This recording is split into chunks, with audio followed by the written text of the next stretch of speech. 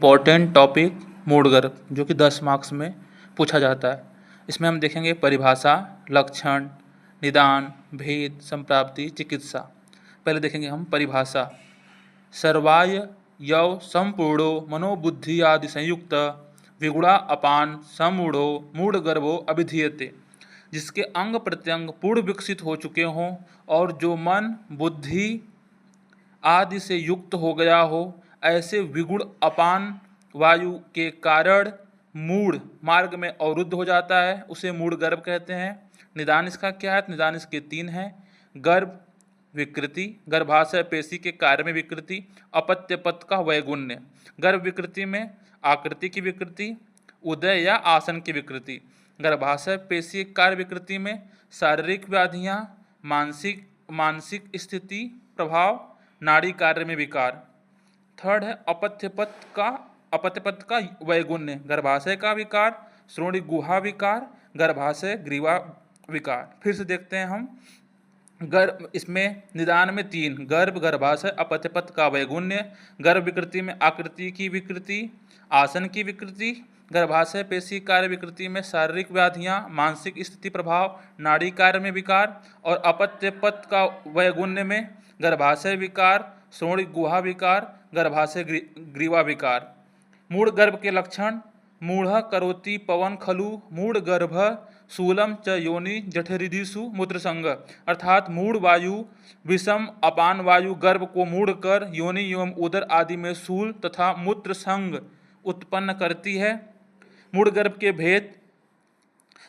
भेद इसको हम ट्रिक से देखेंगे। केपी बीपी कील प्रतिखुरो बीजक परिधि इति, कील प्रतिखुर बीजक परिधि, ये 4 भेद होते हैं। कील क्या होता है? जो बाहु सिर एवं पैर ऊपर की ओर करके योनि मुख को कील की तरह अवरुद्ध कर दे, उसे कील कहते हैं।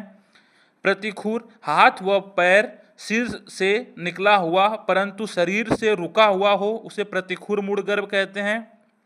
बीजक जो एक भुजा व सिर बाहर द्वारा निकलता है। परिध जो गर्भ योनि मुख को परिध अर्गला दंड की भांति आसक्त करता है।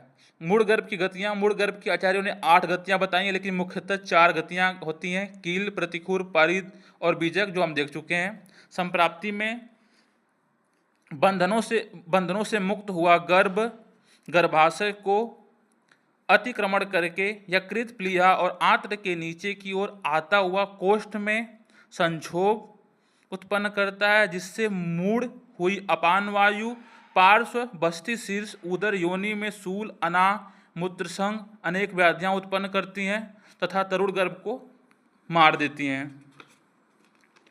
अब हम देखते हैं मूढ़ गर्भ की चिकित्सा। सामान्य चिकित्सा सिद्धांत: मूढ़ गर्भ में जरायुपातन के लिए वर्णित सामान्य कर्म करने चाहिए।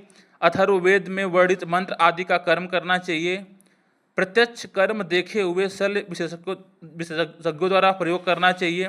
जीवित मूढ़ गर्भ की प्रसव विधि: जीवित गर्भ में उस सूतिका के गर्भ को निकालने का औषधि प्रयोग करना चाहिए। गर्भ निहरण में असमर्थ होने पर मंत्र सुनना चाहिए। इसके अतिरिक्त अपरा का पतन वर्णित है।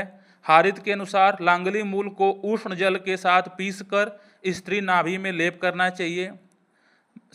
मृत मूढ़ गर्भ की चिकित्सा: विद्वान वैद्य को मृत गर्भ की क्षण भर भी उपेक्षा नहीं करनी चाहिए, अर्थात तत्काल चिकित्सा प्रारंभ करें, क्योंकि शीघ्र ही यह माँ के श्वास अवरोध करके माँ को मार देता है।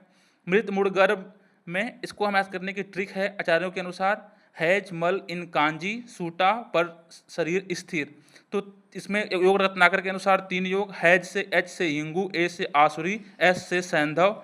नमक को कांजी में घोलकर पिलाने से मरा हुआ गर्भ शीघ्र बाहर आ जाता है। घोड़ी के मल को कांजी में घोलकर सैंधव, उग्र, तैल, आसुरी मिलाने पर परूषक, सीफा तथा स्थिरा की मूल के कल्क नाभि पर। दोषित मूढ़ गर्भ की चिकित्सा: वातिक मूढ़ गर्भ चिकित्सा मर्दन, अभ्यंग, स्वेदन, पंचकोल एवागु। पैतिक मूढ़ गर्भ चिकित्सा शीतान्न के साथ शीतल जलपान। श्लेष्मिक मूढ़ गर्भ चिकित्सा त्रिकटु, त्रिफला, कुष्टक, वत्सक, धातकी को गुड़ के साथ क्वाथ बनाकर मूढ़ गर्भ में शास्त्र कर्म वैद्य को स्त्री की यत्न पूर्वक रक्षा करनी चाहिए। गर्भ का जो अंग संसक्त हो रहा मार्ग में आकर अवरुद्ध करे उस अंग का छेदन भली भांति करें। शल्योहरण पश्चात तेल, बला तेल, अतिबला गुड़ची तेल, सतपाक बला तेल। धन्यवाद।